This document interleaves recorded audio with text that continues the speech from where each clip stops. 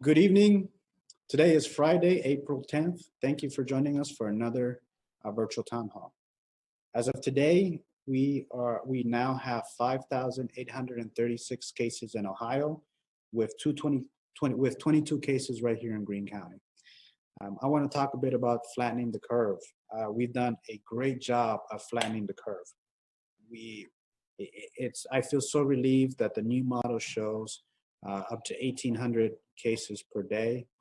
This is a significant improvement over the 10,000 cases that we're looking at per day. And I want to thank you for all that you've done, for doing your part to helping flatten the curve. This is how we're saving lives. But we're not out of the woods yet. So we still have to keep practicing social distancing, physical distancing, and taking all the protective measures that have been advised to ensure that we continue to minimize or reduce the number of infections. Tonight, I want to talk about a bit about evictions and for renters. We've heard from many residents that they have been threatened to be evicted.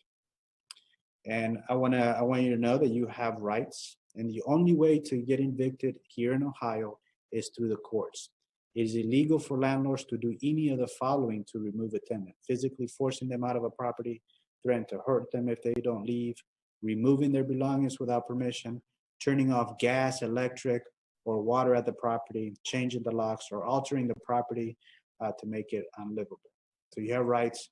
The county courts have formally noticed that all cases are being deferred or in continuance until May 11th. So there are no evictions proceedings underway. So please know that you have rights. If you would like additional information or need legal assistance, please dial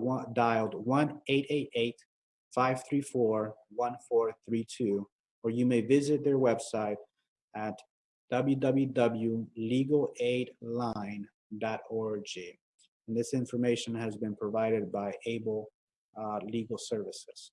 So, thank you. Joining me today is Laura Curlis, council member, Colin Altman, Brian Carlson, and Mayor Pam. And I'll give the floor to Laura Curlis. Laura, thank you. Thank you, Josue.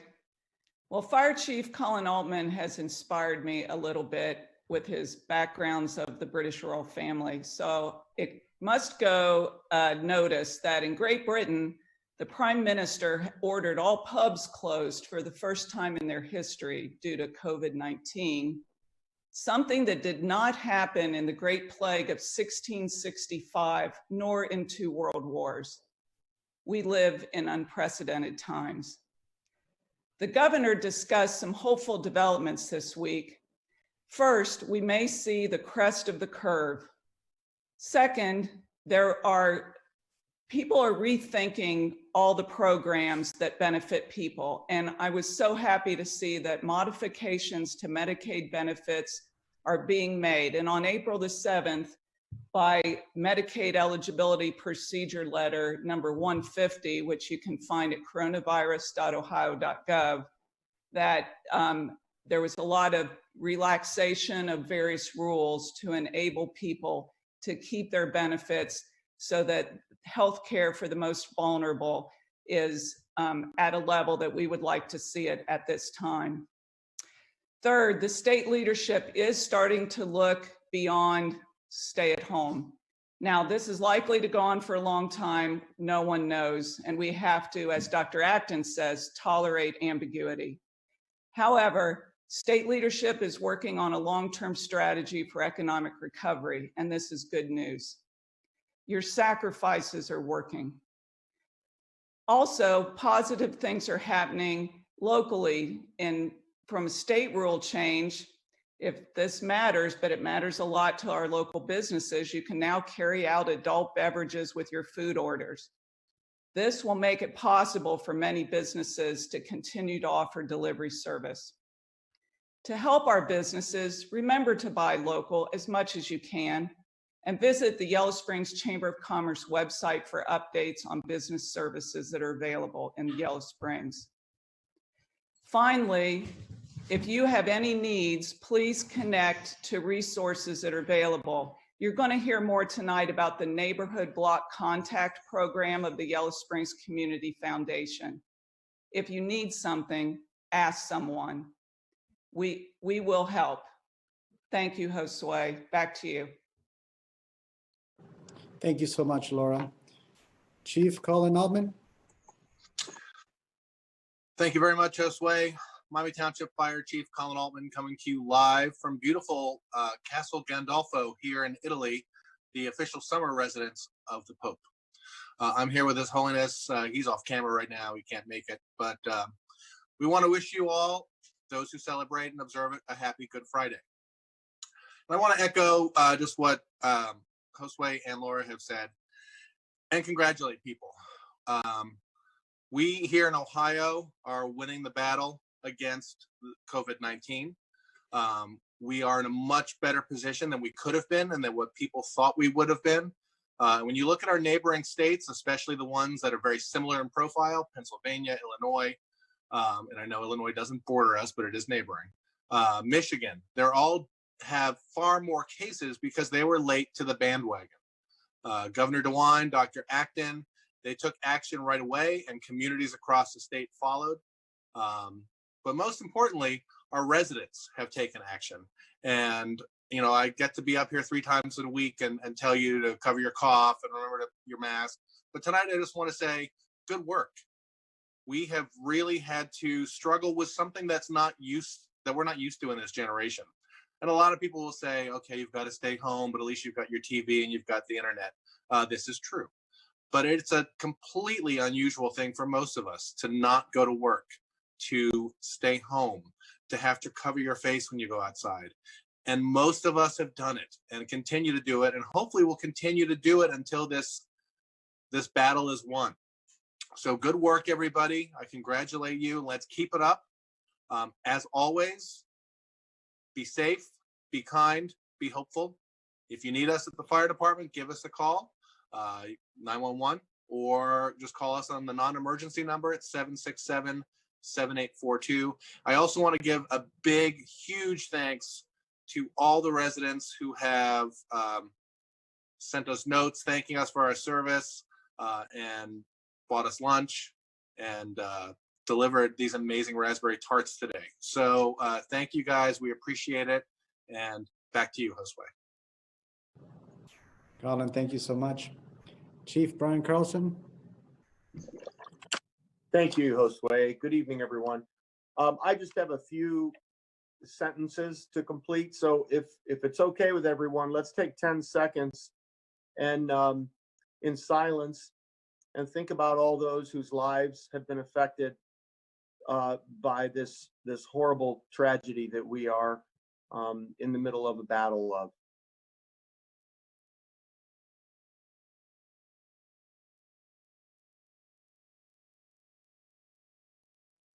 I've got a couple of quick reminders. Folks, remember, never, ever give any personal or financial information out over the phone or the internet, especially if you don't know who you're talking with.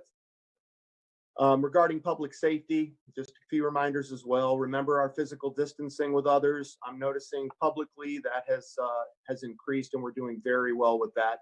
Try to wear your masks as much as possible if you leave your home. And wash your hands for 20 seconds. We've had a few, not complaints necessarily, but situations where folks thought they might be able to pick up goods or services, and we've worked with the businesses and the chamber to make sure that essential businesses are the only businesses that you can drive to pick up products. Otherwise, everyone has the ability to take orders over the internet or phone and then have them delivered. I'm always proud to be a member of Yellow Springs community, and no more than now. We're proving to be the example during this confusing stay-at-home order. And I just want to tell everyone, great job. It's not over. We need to continue and be diligent in our safety. Thanks, everyone. Josue, back to you. Thank you so much, Chief. Mayor Pam.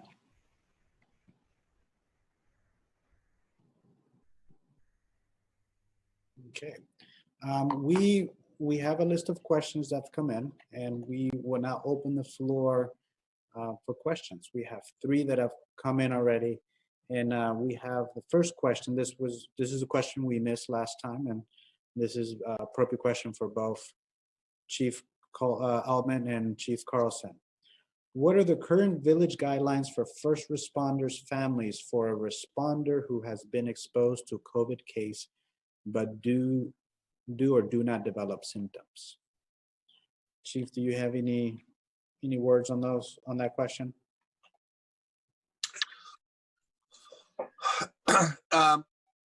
In terms of, I mean, I think what they're asking, what about the families? What do the families do?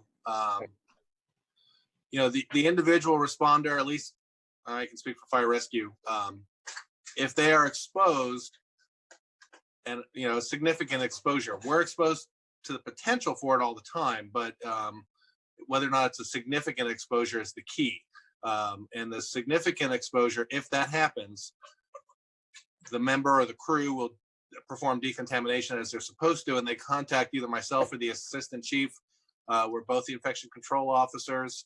And then we make a determination following CDC and regional guidelines as to what follow-up is needed for that member of the department and what their risk level is.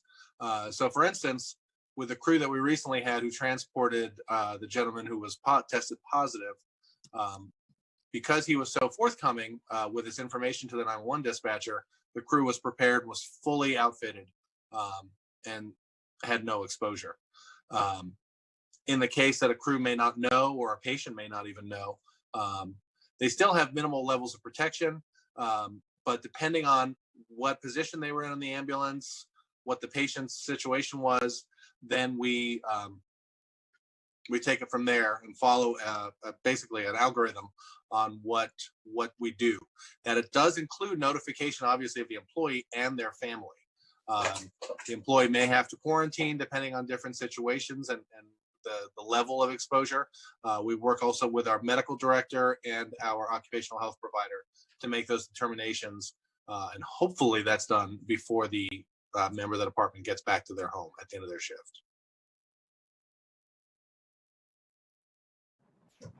Josue, for the police department, we typically, officers have their own routine, but typically, even when we're not in a pandemic like this, we, for me personally, sounds strange, but I'll change in the garage. We leave our shoes out of the house, those kind of things. But in this particular question that was asked, if one of us has symptoms or has been exposed to the virus, I know that the public health department would have an interest in every family member that we are around being quarantined as well and under what they call surveillance. So that's how it works for the police department. Thank you, Chiefs. Before next question, we have Mayor Pam back and joining us in the virtual studio. So Mayor Pam, please. Yes, back in action. I was gathering some props for just a couple of reminders I wanted to share with you.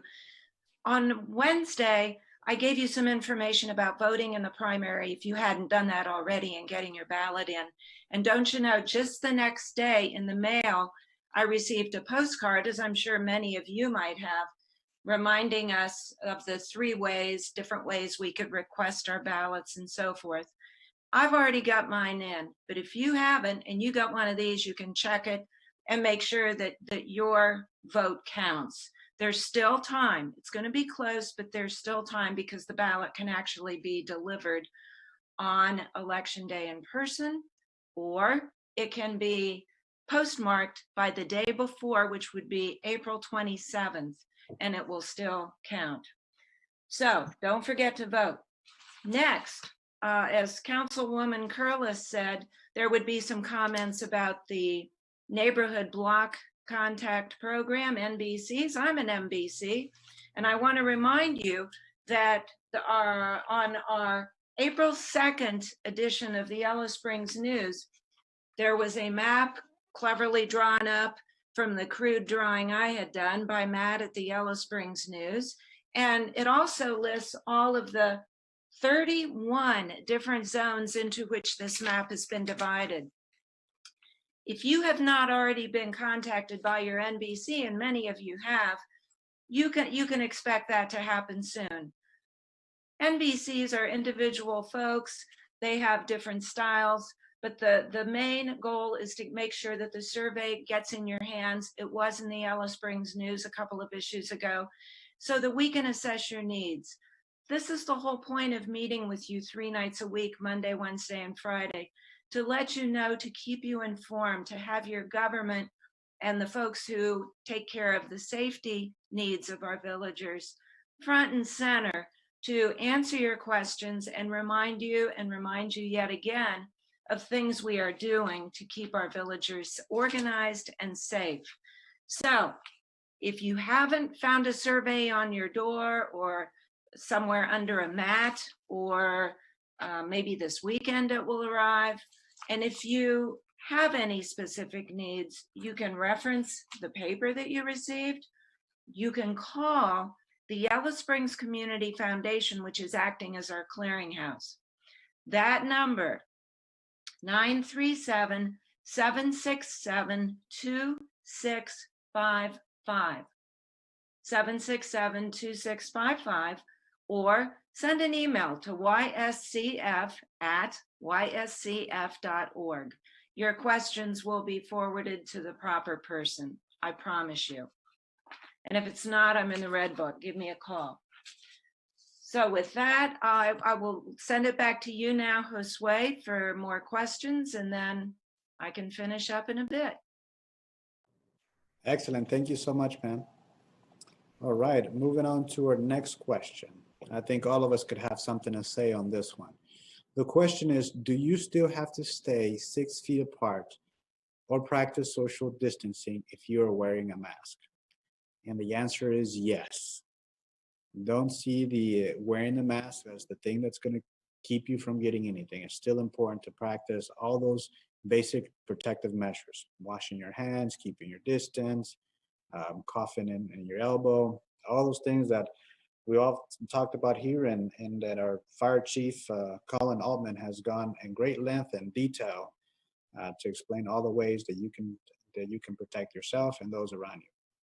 Chief, I didn't want to steal your thunder there, but do you have anything else to add? No, you did a great job there, Josue. But the important thing for people to remember with the mask is its primary purpose is to protect others from you. Yes, you. It's protecting other people from what you may be breathing or coughing or sneezing out. That's why we want people to wear the masks. We've told you a million times, there's not enough testing. We don't know who the carriers could be. And this is just that added level of protection. The more people you see with those masks, the far better it is. But it doesn't keep you from having to maintain the 6 feet. Don't go out and start peeling the stuff off the floor at Tom's or at Dollar General. Not yet. We still have to maintain the 6 feet, cover our coughs and sneezes, wash our hands as much as humanly possible, and wear your mask and stay home. And hopefully soon, we'll be able to stop this, but we're not there yet. Thank you, Chief. And I'm reminded by all the teachings that I had under Colin Altman. Just for residents, if you don't know, I'm a former firefighter and EMT under the supervision of Colin Altman. So for all the good stuff, he taught me a basic first aid in firefighting. So thank you, Colin. All right, moving on, we have another question. If we required ambulance service with COVID symptoms, will we be allowed to choose the hospital that we go to? That is a very good question. Within reason. How's that for a vague answer? There are certain hospitals, particularly in the Kettering Health Network, just because there's so many hospitals in Kettering Health Network. Certain hospitals have been set up as hospitals to receive, and this is going to sound terrible, but house COVID patients. In our area, it's Soin Medical Center. Green Memorial is not set up for that right now. They could take you on an emergency basis. And if you needed to be transferred, then you could be transferred over to Soin. I believe Soin, Kettering, Grandview, and one of the southern ones that Kettering has are COVID hospitals. On the Premier side, I know that Miami Valley, Maine downtown is obviously receiving COVID patients, and I'm not sure about Miami Valley South, but as about 85% of our patients go to Kettering Health Hospitals, Soin's going to be your place to go. Thank you, Chief. We have another question, and this would be for Mayor Pam and or Laura. How will the NBC, the neighborhood block content or the neighborhood block contact get in contact with you? I can answer that. Okay. They will all have their different styles. Some of our neighborhoods are more insular and self-identified than others, and they were already having very active block parties and block party involvement. I can think of across the street from me back in Fair Acres. That's sort of an insular neighborhood, and they were already really well organized before the Community Foundation and the village leaders decided to map the entire village. Other areas, not so much. Folks out in Birch 3, super organized. Thank you, Patty Bates. And many other areas around the village as well. However, many of these are newly formed, and the block contacts were just recently identified. Some have large areas, some have small, and so forth.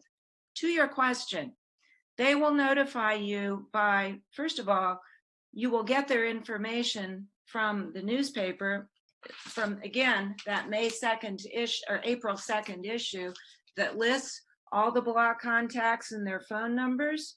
So if nobody is reaching out to you, you could give someone a call.